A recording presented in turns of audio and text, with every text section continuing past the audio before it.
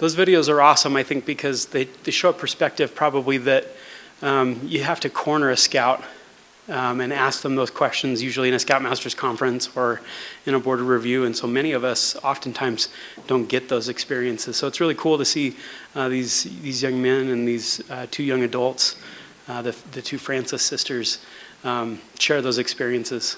I think they're really invaluable, and they speak a little bit to what my topic is today, and that's on building resiliency in our youth, in our scouts. It's really interesting because as we navigate through the complexities of modern life and being endlessly connected online, it's become increasingly important to equip our young generation with the tools and skills they need to overcome challenges, adapt to change, and thrive in the face of adversity. I think as I reviewed this topic and realized that it was maybe going to be something a little different than what you've heard in the past about some of these things, that we wanted to share some stories, share some ideas, and some of the topics that maybe don't typically get covered in a conference like this. But I felt it was important to me. My kids are 7 and 5, so they're starting to learn some of these skills right now, whereas some of our youth, as they're 10 to 18, may have had them taught to them, may have not had them taught to them, may not know how to deal with them, or had them, maybe the need for them thrust upon them with the pandemic, though it is post-pandemic now. And the opportunities to learn those skills may have been passed by as they missed opportunities in the home or at school. So I just wanted to take the time and kind of visit those with you. Just as others have mentioned, all of these materials will be available on the Vanguard website after the conference for you to visit. I've also got a couple of QR codes up here as well.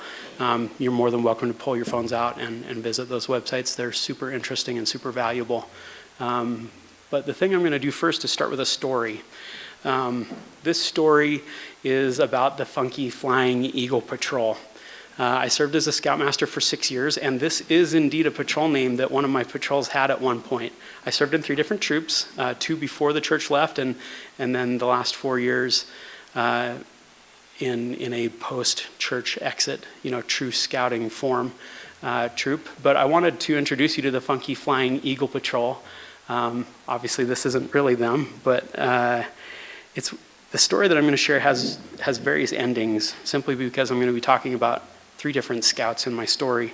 And many of you may have experienced this story or parts of it as you lead and serve in the units of scouting around you. It's about an older patrol of boys and their journey in scouting. Obviously, let's note that the names have been changed to respect the privacy of these youth. After all, a scout is indeed kind, right? The first one I'm going to introduce you to, and I don't have a particular one on the screen, is Charlie. He's a young man that has a well of wisdom inside him. When I met him, he was a life scout, and the first thing I noticed about him, he was always willing to help, willing to volunteer, guide other scouts, and take the opportunity to serve in scouting. He had a lot of great scouting experiences both before 2020 and afterwards as well. He's had many more since. He yearns to be included by his patrol. Another one is Mikey, who's a first-class scout that's here for the adventure. He doesn't really mind serving as quartermaster, as long as that means that he won't ever miss a camp out, because he loves camping. And finally, we have a young man named Roger. He's the current senior patrol leader of this troop and also a life scout. He served for 1 term and plans on running for re-election. He's well-liked, but not as active as he has been in the past. He's got that 15, 16-year-old enthusiasm for scouting. Elections are coming, or were coming, on a particular Tuesday, and each of these scouts have their reason to be selected for the positions that they think they're ideal for. So can you guess maybe where this is going? We'll see. The night of elections comes, and Charlie, Mikey, and Roger are ready. Roger stands up and says, "I've been doing a great job. Camps have been awesome, and we're ranking up. Vote to re-elect me." And he sits down. Doesn't need much more than that. He thinks the proof is in the pudding, right? Charlie then stands up after being nominated by Mikey, one of his friends in the patrol, and says, "I love this troop, and I'm here week in and week out. I guide using the EDGE method, and I've helped many of you personally. I would like to see this troop be really active, and I promise if you elect me as senior patrol leader, we will not only have a great year, but we'll start preparing for Philmont," right? Got to sell his campaign. After the votes are cast, Roger is reelected. Charlie, though discouraged, is reassured by Mikey that he will for sure be elected as a patrol leader by their patrol, the Funky Flying Eagles. I think it's a great name. The patrol then huddles to decide, and to Mikey's surprise, Roger nominates Mikey, our first-class scout, as patrol leader. Charlie then nominates himself. Mikey tells the patrol that he's happy serving as quartermaster, but if they want him to be patrol leader, he will serve. Charlie stands up and says that he would love to serve as patrol leader and help out all the boys in the patrol to advance to Eagle and build a more cohesive patrol. The votes are cast. Mikey was elected as patrol leader. Charlie, though slightly heartbroken, determinedly pulls Roger over to the side and asks him one-on-one to make him assistant senior patrol leader so that there will always be one of them there for the meeting. After all, Roger's not always there. He begs Roger to pick him so he can serve. He's so eager to be a leader. Roger then tells him that he's already decided to pick another boy, Ben, in the younger patrol. Their patrol can't have another person from the Funky Flying Eagles serving in a senior leadership position because it's gotten pretty small recently after some of their friends found sports teams and other activities, like girls, more important than scouts. Devastated, Charlie looked at me, fighting back tears. He knew that I had seen what had happened over the course of the night. I pulled him aside and asked him how I could help him. He spoke quietly so others couldn't hear the crack in his voice, and he said nothing. I'm okay. Please let Roger know that I'd like to serve the best I can. Just then, Charlie's mom texted him, letting him know that she was outside, and he bade his farewells and left. Needless to say, Charlie's ability wasn't in question. His willingness and determination to serve sure wasn't, right?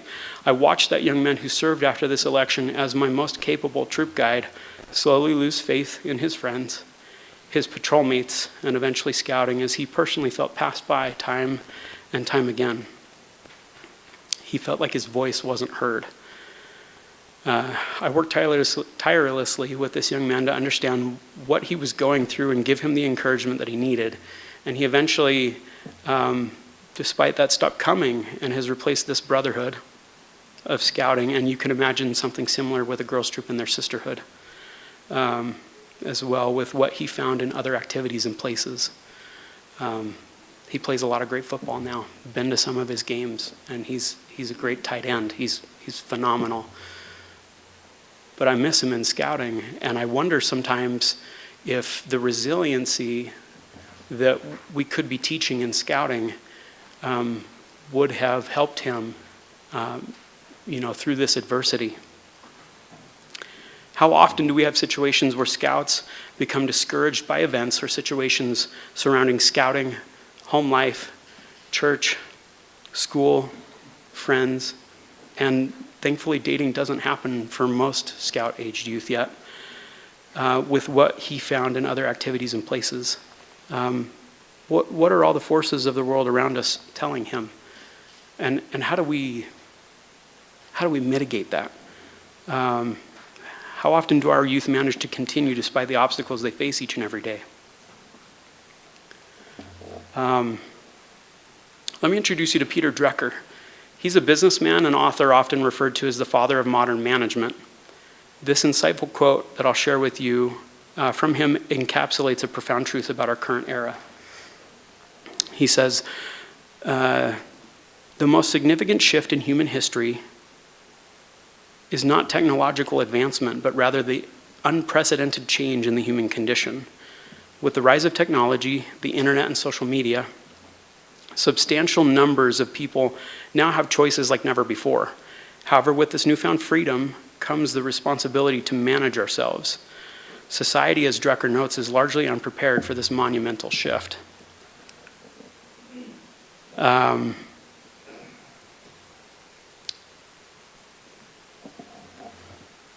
Yeah. Now, resilience is the method in which we can prepare for that monumental shift, right? And let me just define it really quickly for you. It's the U.S. Department of Health and Human Services says it's the ability to withstand, adapt to, and recover from adversity and stress. It encompasses the capacity to bounce back from difficult experiences, challenges, or setbacks while maintaining overall well-being and functioning. Resilience doesn't imply the absence of adversity. Rather, it involves effectively coping with and thriving despite it. It's about equipping ourselves and our youth that we serve with emotional, mental, and social skills that are needed to confront challenges head-on and emerge stronger on the other side. And as we witness this unprecedented change in the human condition, the need for resilience has never been more pressing. Now more than ever, building resilience is imperative in our youth, and I'd like to speak about a few ways we can do that. Okay, so here are some of the traits that could be added to this definition. Optimism and gratitude with a strong moral compass, having positive role models, which we provide in the church and in scouting, social connection, the ability that we have to communicate with one another and relate to one another, and a willingness to confront and go from our fears are all some of the things that you can add to this definition. Are there any other traits that you find important? Just feel free to call them out if you have any suggestions.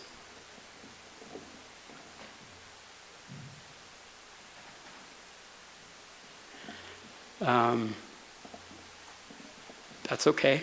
Understanding your inherent worth. Definitely. I appreciate that a lot.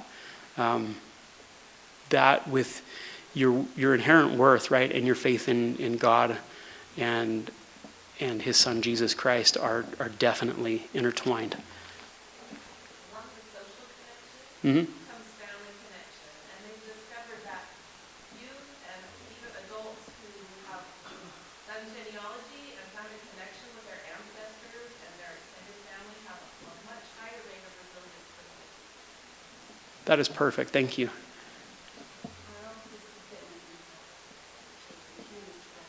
Definitely. Yes. I appreciate that a lot. Chris, right?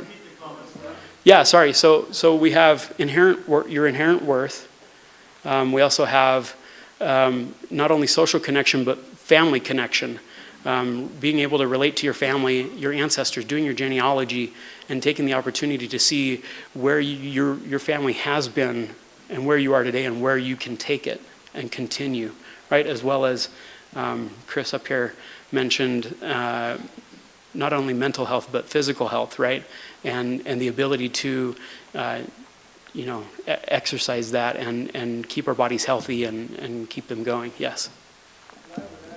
Showing up when prompted by the Spirit. Showing up when prompted by the Spirit. Yes, that is awesome. Patience. Patience. Obviously, I see it with my 4 teenage kids. They want to get good at something now, today. Yeah. And if not, it's like so hard and devastating. Well, you have to be patient. You have to wait. Give yourself time. Process. Mm-hmm. Yeah, and I like that you mentioned that a lot because I feel and have found in my life that I think I've learned to be so patient, right? And then I find that there's a whole nother level of patience that I haven't learned yet, right? When I was 14, I had to learn a level of patience. When I was waiting for my acceptance letter to BYU as an 18-year-old, I had to learn some patience, right? Getting home from my mission and finding my eternal companion, I had to learn some patience. It doesn't seem crazy now, but back when I was that age and looking for a spouse, right? I didn't get married till I was 25. Holy crap, right? And now, right? And now that I have a 5 and 7-year-old, it's a whole nother level of patience. We'll see how it goes. I saw another comment. Yeah. I think it helps to learn to want to take on new challenges. Mm-hmm. Learning and wanting to take on new challenges. Yes. I suggest that balance within your life is a particularly strong aspect of perseverance. That's balance between work and play and family and political aspirations, if you have some, and of course, your spiritual side. Mm-hmm. Perfect. Thank you for your comments. All of those things are important for resilience. But how do we relate them to our youth, right?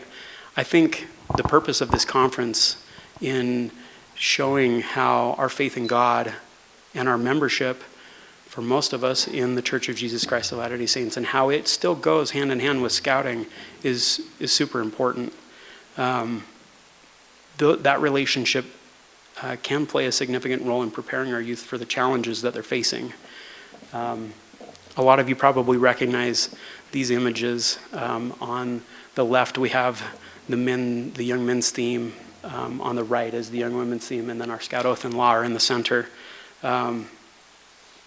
I think for many individuals, faith provides a source of strength, comfort, and guidance in navigating life's uncertainties. Belief in God, Jesus Christ, the gospel, and the covenant path can instill a sense of purpose, meaning, and hope, which are vital components of resilience. Looking at the Scout Oath and Law as well as the young men and women's themes, you can see that there are many similarities. I remember being a youth, and the young men's theme existed, but it was never said. I didn't know it. Our young men's leaders had to dig in the manual to find it anytime they tried to teach it to us. But the young women constantly have been quoting a theme for all of my living memory. My mom says she'd quoted one when she was a teenager as well, right? And now the young men have a theme too that they stand up and say at least every other Sunday in quorum. Just as we have our scouts rise at the beginning of every meeting and state our Scout Oath and Law, it gives purpose, it gives meaning, and it builds character. And those characteristic traits that we're striving for that go hand in hand through the church and in scouting are what can instill that idea, the identification of what resilience can be. They teach that we're beloved sons and daughters of heavenly parents. Our oath in scouting teaches that we have a duty to God to learn resilience building virtues such as perseverance, patience, and trust in divine providence. These tools help individuals develop coping mechanisms to withstand adversity and find solace in times of distress. Additionally, the Church of Jesus Christ offers social support networks, right, our wards, that foster resilience through the values of our faith and a mutual caring for one another. That's called ministering currently. Equally, the Boy Scouts of America are renowned for instilling leadership, character, and resilience in our youth. Participation in scouting fosters a sense of responsibility, self-reliance, and adaptability through outdoor activities, community service, and advanced leadership skills that are learned at ILST, NYLT, NAYLE, right? We love acronyms in scouting. But those are important things, right, that we want our scouts to learn, and they can experience them in those places. They learn those essential life skills such as problem solving, teamwork, and communication, which are invaluable in navigating complex and rapidly changing environments. And our ethos emphasizes preparedness, teaching individuals to be resourceful, resilient, and ready to face challenges head on. By combining faith in God with involvement in scouting, individuals can cultivate a holistic approach to resilience building. They draw strength from their spiritual beliefs while honing practical skills and values through scouting experiences. And together, these elements provide a robust foundation for navigating the uncertainties of the modern world with courage, resilience, and grace. Now I just want to talk really quickly about, let's make sure I have it here. Nope. Here we go. I just want to talk right now about the 7 C's of resilience. And these are adapted from 5 C's of resilience that have 2 more added on. And they come from, it's called the Newport Academy. And the Newport Academy is considered the nation's leading teen treatment center for mental health. They take some of these skills and teach them and provide support to them so that they can go from where they might be in a sense of self-destruction to building self-esteem and treating them the best that they can to help them regain some of that resilience and self-esteem. The QR code that's there will take you to the site that talks about the 7 C's and some of the other aspects that we have that I'm going to talk about right now.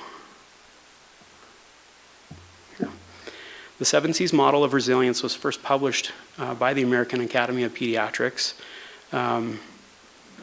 And they were established by the Positive Youth Development Movement.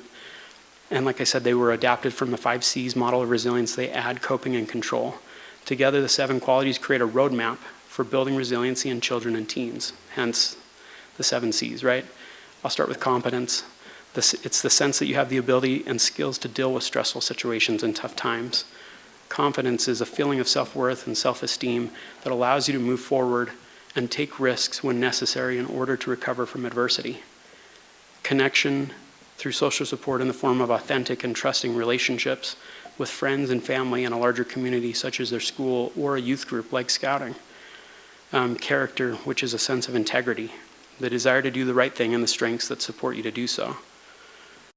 Contribution, giving one's time, talents, and caring to others and to the world, which is proven to enhance meaning and purpose, boosting self-resiliency and well-being.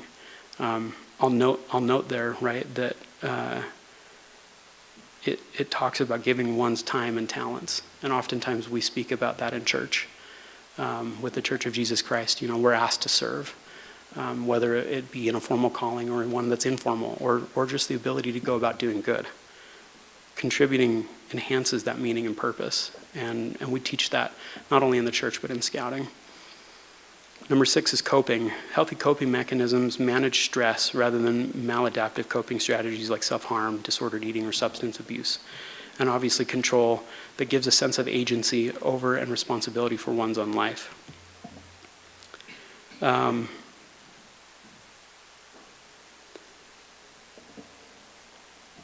Some of the ways that our program teaches these skills, like I mentioned before, is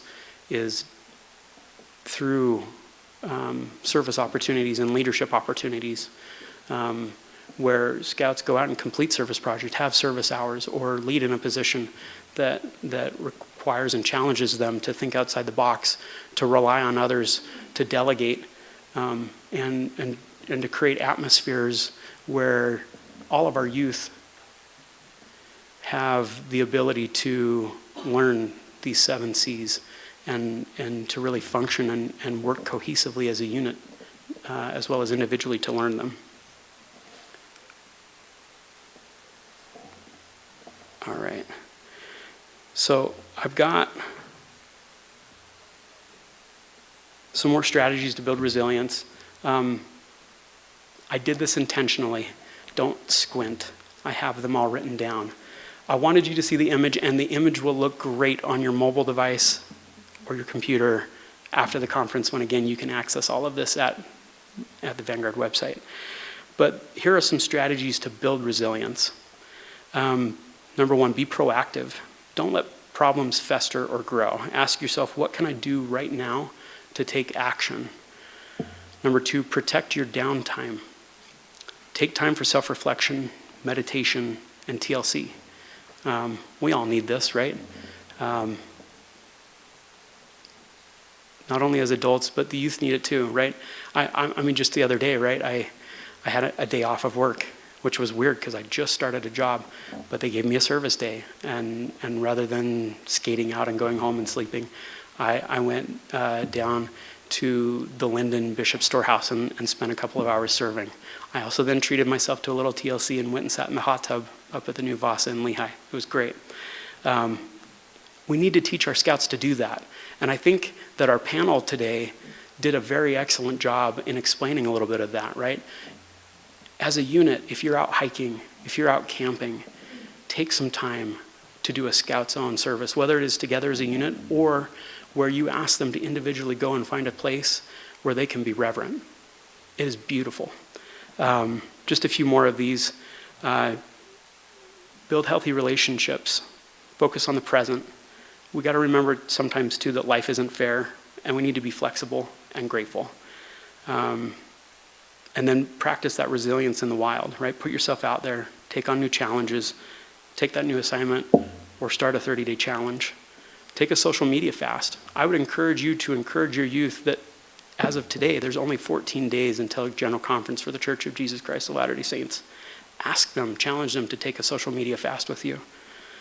And just to conclude, my last little thing, a bonus tip for resilience. I want each of you to go ahead and put both hands on your heart. Come on, go ahead and do it with me.